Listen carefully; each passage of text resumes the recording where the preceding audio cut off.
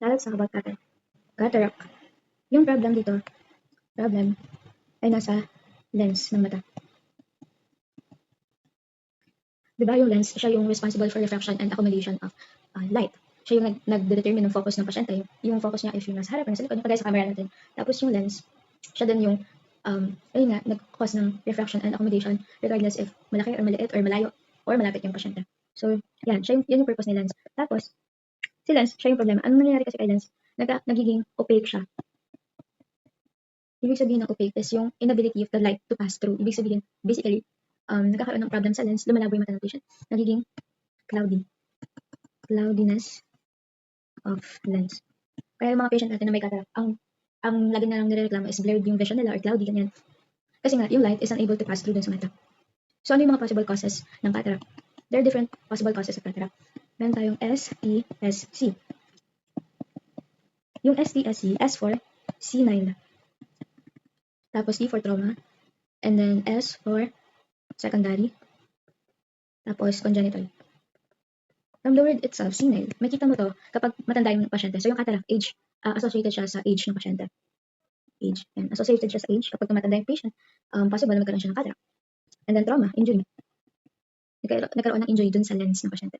Secondary naman, di ba meron tayong primary and secondary? Primary siya yung pinaka-cause, pero kapag sinabi natin secondary, meron pa siyang underlying cause bago siya nag-lead dun sa secondary. Other eye prob. Due to other eye prob. Tapos, congenital, from the word itself, it is present at birth. Yan. Yung mga bata, kahit bata sila, kapag pinanganak silang may cataract, nagmamanifest sa kanilang symptoms. So, ano ba yung mga manifestations ng patient natin na mayroong cataract? Depende kasi kung nasa stage na yung patient natin. Kung nasa early stage, ang makikita natin sa kanila is ang early, ang makikita natin sa kanila, blurred vision. Yun yung nire-reklamo nila, diba? Cloudy yung mata nila, malabo, ganun. Number 2 is low color perception.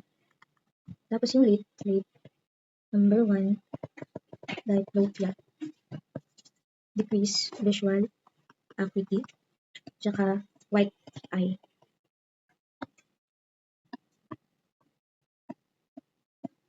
So yan, kakaroon ng white eye yung patient na merong cataract. So una, parang hindi lang nila makikita yung kulay, magkakaroon ng blurred vision. Tapos kapag naging late na, nagkakaroon na sila ng double vision, bumababa na yung talas ng paningin nila and yung white eye. Yan. Tapos, ano yung management natin sa patient na may cataract? Management. Yung management natin sa kanila ay surgery. Number 1, surgery. Ito yung intracapsular cataract extraction. Kapag sinabi natin intracapsular cataract extraction, ibig sabihin lang ito, yung mata, diba, yung problem dito is yung lens. So, yung lens na may cataract, tsaka yung capsule, ay i-remove. Yan. Tapos, pangalawa is yung extracapsular cataract extraction. Dito naman, removal siya of lens, pero hindi kasama yung capsule. Yung lens lang na may cataract. Kasi, kapag present pa yung capsule, possible pa na makapaglagay ng synthetic lens. Ibig sabihin ng synthetic lens is yung man-made. Yan. So, kung papipiliin tayo dito, mas maganda yung extracapsular cataract.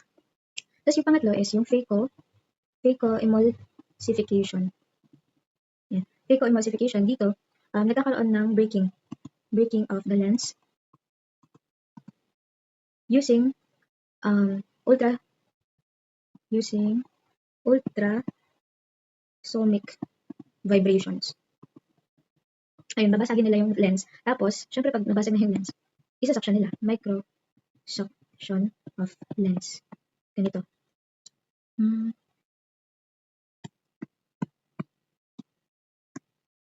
Ayan. Binasag nila yung lens. Pero, isa-suction nila yan. Kasi ang problema, diba, yung lens ng pasyente kasi nagiging opaque or nagiging cloudy. Tapos, pangapat is yung lens repair. Dito sa lens repair, maglalagay ng implants. Intraocular lens implant. So, ito yung synthetic na ipapalit dun sa tinanggal nila or binrake nila na lens. It is made by polyethyl Metacrylate. Yan. If hindi ka afford ng patient yung implant kasi masyado mahal to, pwede silang magsuot ng aphakic eyeglasses. Yan. Yan, ganito. Yan, aphakic eyeglasses. Kaya lang, ang problem dito sa glasses na to, it magnifies the image or yung vision ng patient up to 25%. Kaya, akala nilang malapit na, pero malayo pa pala. So, it can lead to increased risk for injury. Tapos, pwede rin naman sila mag contact lens. Kaya lang, ang risk nito is increased risk for infection. Kasi, diba, hubarin mo siya, tapos, aalisin mo siya, tapos, ibabalik mo ulit. So, it increases risk for infection. So again, yung cataract, ang problem niya is sa lens dahil nagiging cloudy or opaque. Yung opaque is inability of the light to pass through. May different causes siya, senile, trauma, congenital, at saka secondary. Kasi yung early signs niya, nagkakaroon ng blurred vision ng pasyente, nagkakaroon ng low color perception, hindi na nila na-identify kung anong kulay yan. Tapos kapag naging late, possible mag-lead sa diplopia or double vision. Yung white eyes, at saka yung decreased visual acuity, yung talas ng paningin. Tapos may mga surgery tayo. Yung intracapsular, from the word intracap, ibig sabihin pati yung capsule tinanggal. Kaya lang kapag tinanggal kasi yung capsule, ang downside niya, hindi na siya pwedeng palitan or hindi na siya pwedeng lagyan ng synthetic na lens. Dito sa extracapsular, ang tinanggal lang dito is yung lens na may cataract. Yung capsule intact pa. Kaya pwede pang lagyan ng synthetic lens. Tapos yung phacoemulsification, parang ginagrind yung mata ng pasyente kasi makakaramdam sila ng vibrations. And then magbe-break yung lens, tapos ima-microsuction nila yan. Tapos yung lens repair, possible na magkaroon ng implants. Yung pasyente, intraocular lens implants. Ito yung mga synthetic lens pwedeng bigay sa pasyente. Wala akong picture. Pero synthetic lens siya. Kaya lang masyado siyang mahal. Yung aphakic eyeglasses, mataas yung risk niya sa injury kasi minag-magnify niya yung paningin ng pasyente. So, akala nila malapit na, pero malayo pa pala. So, increased risk for injury. Yung contact lens naman, pwede naman siyang gamitan. Kaya lang, it increases the risk for infection kasi tinatanggal mo siya, tapos susutin mo ulit siya, tapos tatanggalin ulit. So, yun lang.